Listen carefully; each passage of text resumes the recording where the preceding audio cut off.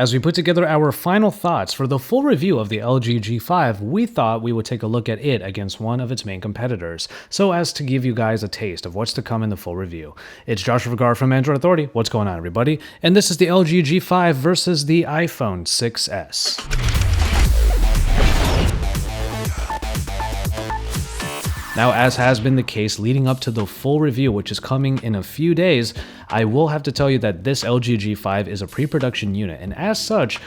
some of the stuff that you will hear in this versus may change when the full retail unit comes, and even then, we're just going to be taking a look at a general comparison between these two phones.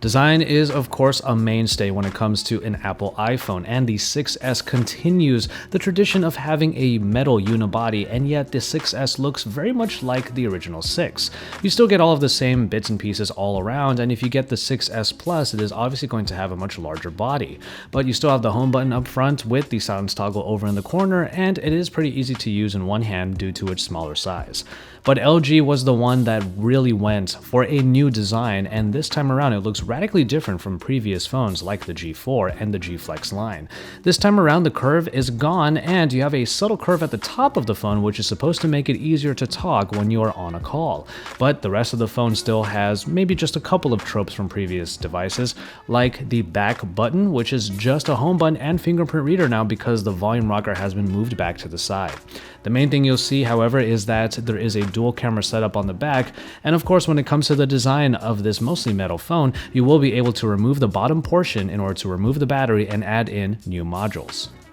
Now, we'll focus on the modules in a little bit, but the main thing here is that at 5.3 inches in that screen, the LG G5 does still manage to be, for the most part, pretty easy to use in one hand. Speaking of that 5.3 inch display, however, it does come in at Quad HD resolution, and it is an IPS display, much like the one that is found on the iPhone 6s. However, it does come in at 1334 by 750 resolution instead, so you're going to have a big drop down in resolution. Still, the colors still look pretty good on both of these devices, even if the smaller size of the iPhone 6s might make you go for the slightly larger one, but of course you do have the 6s Plus if you really need more real estate for fun and work.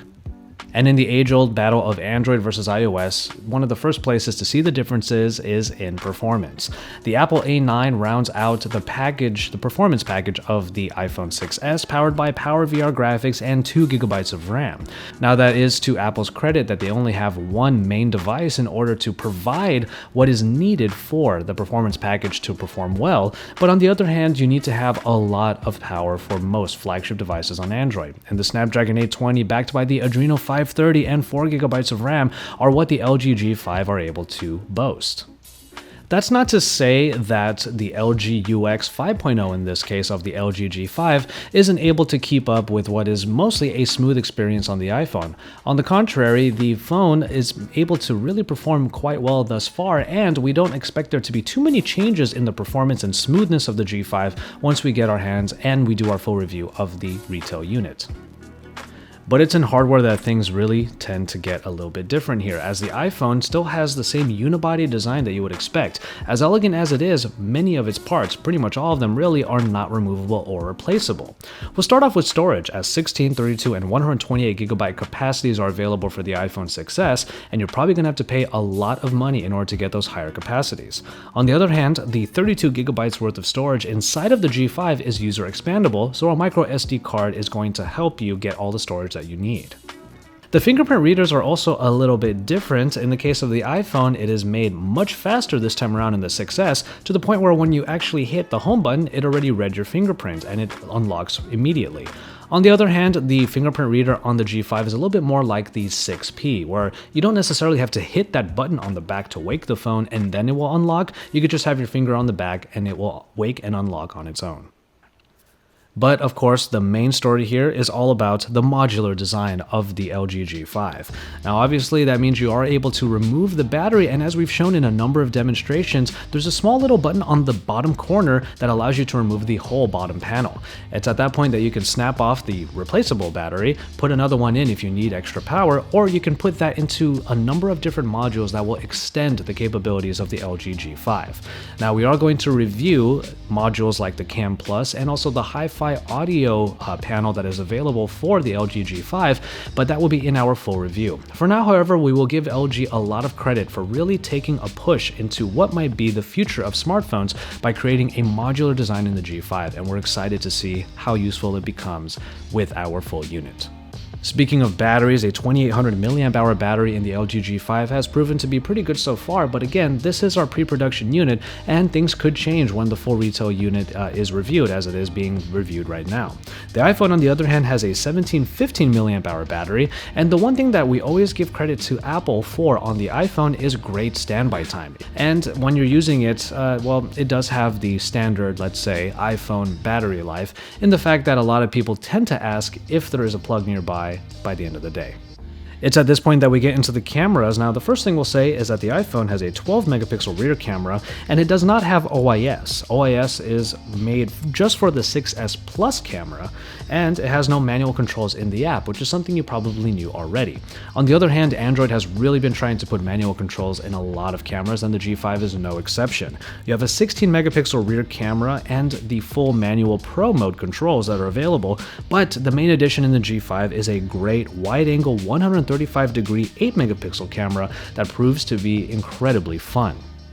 Now, we're not going to pixel peep a whole lot here, obviously because we don't have the full retail unit for this particular comparison, but we wanted to give you guys a number of examples between these two phones of their camera quality, and you can pretty much judge for yourself. It'll give you an idea of what the LG G5 will be able to provide once you get your hands on a full retail unit. But ultimately, we wanted to just highlight the fact that the wide-angle camera is really fun to use, and it has a wide angle so that even if you don't want to use the front-facing camera, the 8 megapixel front-facing camera of the G5, you can just turn the phone around and you don't have to worry about getting anything in your shot because it will all be captured. So it's obviously going to be a bit of a change for any Android user to use the G5 when it doesn't have the app drawer, but at the very least, it will be made available, as LG has said over the last few days, as a download that you can put onto the phone if you really do need the app drawer back. That said, however, the LG UX 5.0 still has quite a few of the different quirks and the different features that make it the LG UI, including the Q Slide applications, which originally we thought would have gone by the wayside because they're not in the notification dropdown, but in reality, they're actually just a bit hidden. Normally it would be a bit of a no-brainer, but now that the app drawer is not necessarily in the LG UX, unless you put it in there, we will focus on the fact that Android still remains one of the most customizable OSs out there. And not to say that iOS 9 doesn't look that great, it just matters how you want things to look on whichever phone you end up choosing. A main addition in the software of the LG G5 has to do with the display, the AlwaysOn Display, which is a nice way of getting a quick look at what notifications you have along with the time and date without having to unlock the phone. It's not a bad way of leveraging a feature of the display on the G5, which is a little bit like 3D Touch does on the iPhone 6s.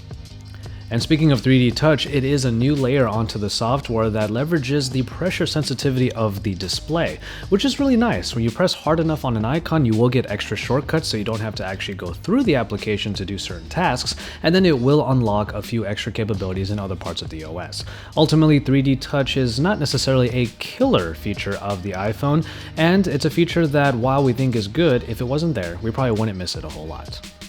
The LG G5 is available now, but make sure you catch our full review so you can see whether it is the phone that you want to have among all the flagships this year. It is going to be available for the regular price for flagships, especially with carriers, but you will be able to get bundles with different LG friends or modules like the Cam Plus, so that might sweeten the pot a little bit more. The iPhone, on the other hand, is still available across all major carriers for the main prices, but if you're going to get it unlocked, it does carry a pretty penny, especially for the larger capacity.